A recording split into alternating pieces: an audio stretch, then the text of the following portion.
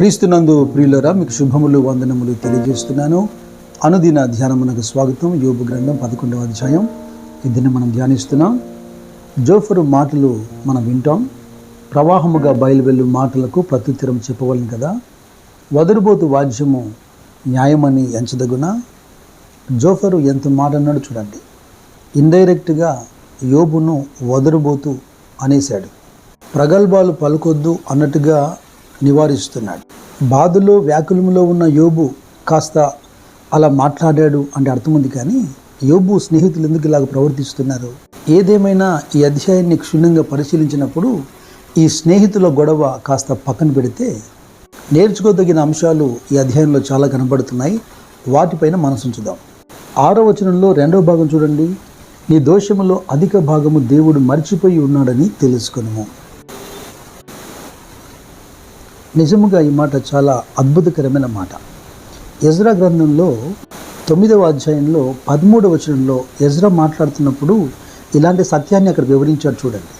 మా దుష్క్రియలను బట్టి, మా గొప్ప అపరాధములను బట్టి ఈ శ్రమలన్నీ మా మీదికి వచ్చిన తర్వాత మా దేవుడవైన నీవు మా దోషములకు రావలసిన శిక్షలో కొంచెమే మా మీద ఉంచి మాకు ఈ విధముగా విడుదల కలగజేయగా. ఎజ్రా చెబుతున్నటువంటి తాత్పర్యం ఏమిటంటే, వాస్తవానికి మేము చేసినటువంటి దోషానికి చాలా గొప్ప శిక్షకు మేము అర్హులము. అయితే అందులో కొంత మాత్రమే మాకు అనుమతించావు. జోఫరు మాటలే కాదు, ఎజ్రా మాటలే కాదు, పాఠం వింటున్నటువంటి శ్రోతలందరూ గమనించాల్సిన అంశం ఒకటి ఉంది. ఆయన దీర్ఘశాంతం వలననే మనము నశింపుకున్నాం. ప్రవక్త అయిన యెషయా అంటున్నాడు, ఆయన మీ యందు దయ చూపవలనని యెహోవా ఆలస్యం చేయుచున్నాడు, మిమ్మల్ని కరుణింపవలనని ఆయన నిలబడి ఉన్నాడు. ఇక కీర్తనాకారుడైన దావీదైతే అంటాడు, యెహోవా ప్రభువా, నీవు దయాదాక్షిణ్యము గల దేవుడవు, దీర్ఘశాంతుడవు, కృపాసత్యముతో నిండినవాడవు.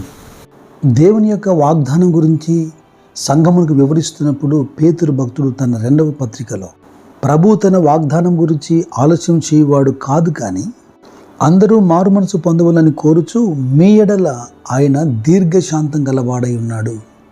It's very true.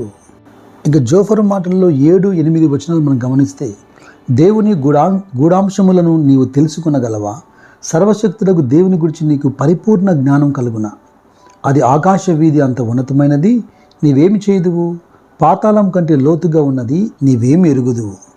అపోస్తలుడైన పౌలు కూడా రోమీయులతో మాట్లాడుతున్నప్పుడు, ఆహా, దేవుని బుద్ధి జ్ఞానముల బాహుల్యము ఎంతో గంభీరము, ఆయన తీర్పులు శోధింపనెంతో అసఖ్యములు అంటాడు. దేవునిలో వెర్రితనం అంటూ ఏది ఉండదు. ఒకవేళ దేవునిలో ఏదైనా వెర్రితనం ఉంది అంటే అది మనుష్యుల జ్ఞానము కంటే జ్ఞానము గలది. అలాగే దేవునిలో ఏ బలహీనత కనపడదు. ఒకవేళ ఇలా మాట్లాడాల్సి వస్తే దేవుని బలహీనత మనుషుల బలము కంటే బలమైనది.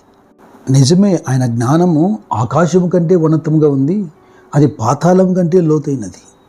మరొక ప్రాముఖ్యమైనటువంటి విషయం 13, 14 వచనాలు మనం చూస్తాం జోఫరు మాటల్లో. నీవు నీ మనస్సును తిన్నగా నిలిపినడలా, నీ చేతులు ఆయన వైపు చాపినడలా, పాపము నీ చేతిలో ఉండడం చూచి నీవు దాన్ని విడిచిన ఎడలా, నీ గుడారములో నుండి దుర్మార్గతను నీవు కొట్టివేసిన ఎడలా. ఈ వచనాల్లో కనపడుతున్నటువంటి ఒక లిస్ట్ మీరు గమనిస్తున్నారా? మనసు నిలుపుట, 2వదేమో చేతులు చాపుట, 3వది దుర్మార్గతను తీసివేయుట. దైవజనుడు ప్రవక్త అయిన సమూయేలు ఇజ్రాయెలుతో మాట్లాడుతున్నప్పుడు, మీరు మీ దేవుడైన యెహోవా తట్టు పూర్ణ హృదయముతో మీరు మల్లు కొనిన ఎలా అంటాడు సమూయేలు మొదటి గ్రంథం 7వ అధ్యాయంలో. ప్రవక్త అయిన హోషేయ కూడా ఇజ్రాయెలుకు పిలుపునిస్తున్నాడు.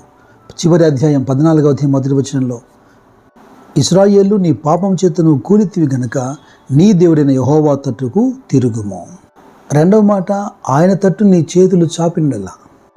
దాసుల కన్నులు తమ యజమానుని చేతి తట్టు, అలాగే దాసి కన్నులు తన యజమానురాలి చేతి తట్టు చూచున్నట్లు ఆయన తట్టు మనం ఆశతో కనిపెట్టాలి. 121వ కీర్తనలో దావీదు అంటున్నాడు, కొండల తట్టు నేను నా కన్నులెత్తుచున్నాను, నాకు సహాయం ఎక్కడి నుండి వస్తుంది? యెహోవా వలన మాత్రమే సహాయం కలుగుతుంది, ఆయన భూమి ఆకాశం సృజించినవాడు. 88వ కీర్తనలో కోరహు అంటాడు, నీ వైపు నేను చేతులు చాపుచున్నాను అని. ఇక మూడవ అంశం ఏంటంటే, దుర్మార్గత కనబడినప్పుడు నీ చేతిలో నుండి కానీ నీ గుడారంలో నుండి కానీ దాన్ని తీసివేయటం. దేవుని సన్నిధిలో మనం ఒక డెసిషన్ చేయాలి, ఒప్పుకోవాలి, అది మన జీవితాల్లో ప్రాక్టీస్ చేయాలి. దావీదు చూడండి 101వ కీర్తనలో 3వ వచనంలో ఏమంటున్నాడు, నా కన్నుల ఎదుట నేను ఏ దుష్కార్యమును ఉంచుకొనను. మరో చోట ఇలాగన రాయబడింది, యెహోవాను ప్రేమించు వారులారా చెడుతనమును అసహించుకొనుడి. ఇలాగున చేయడం ద్వారా పొందే ప్రతిఫలం చూడండి 15 మరియు 17 వచనాల్లో పొందుపరిచాడు. నిశ్చయముగా నిర్దోషివై నీవు సంతోషించదవు, నిర్భయుడవై నీవు స్థిరపడి ఉందువు. అలాగే 17 వచనంలో, అప్పుడు నీ బ్రతుకు మధ్యాహ్న కాల తేజస్సు కంటే అధికముగా ప్రకాశించును, చీకటి కమ్మినను అది అరుణోదయం వలె కాంతిగా ఉండును. 13, 14 వచనాల్లో చెప్పబడినటువంటి ఆ 3 విషయాలు, దేవుని వైపే మనసు నిలపటం, ఆయన తట్టు సహాయం కొరకు చేతులు చాపటం, దుర్మార్గత పాపం ఏదైనా కనబడితే చేతిలో నుండి తన గుడారంలో నుండి తీసివేయటం. ఇది జీవితంలో అనుసరించకుండా 15, 17 వచనాల్లో రాయబడినటువంటి ఆశీర్వాదం కోసం ఎదురు చూడలేం కదా. దేవుడు ఏం ఆజ్ఞాపించాడో, ఏం నేర్పిస్తున్నాడో అది మనసులోకి తీసుకోకుండా, దాన్ని అనుసరించకుండా, కొందరు ఉచితమే కదా ప్రార్థన అని ప్రతి అంశాన్ని ప్రార్థన చేస్తూనే ఉంటారు. ఇంకో మంచి మాట నేను చదువుతాను. యోబు గ్రంథం 11వ అధ్యాయం 18వ వచనంలో, నమ్మకమునకు ఆస్పదము కలుగును గనక నీవు ధైర్యముగా ఉందువు, నీ ఇంటిని నీవు పరిశోధించి సురక్షితముగా పండుకొందువు. నమ్మకమునకు ఆస్పదం కలుగుతుందట. ఎందుకో చెప్పమంటారా? కీర్తనల గ్రంథం 3వ అధ్యాయము 5వ వచనంలో, యెహోవా నాకు ఆధారము, కావున నేను పండుకొని నిద్రపోయి మేలుకొందును, 10,000 మంది దండెత్తి నా మీదికి వచ్చి మోహరించినను నేను భయపడను. ఇన్ని శ్రేయస్కరమైన ఆశీర్వాదాలన్నీ 13, 14 వచనాల మీద ఆధారపడి ఉన్నాయి. వాటిని అనుసరించండి, దైవాశీర్వాదాలు అనుభవించండి. దైవ కృప మీ ఆత్మలను కాయునుగాక. God bless you.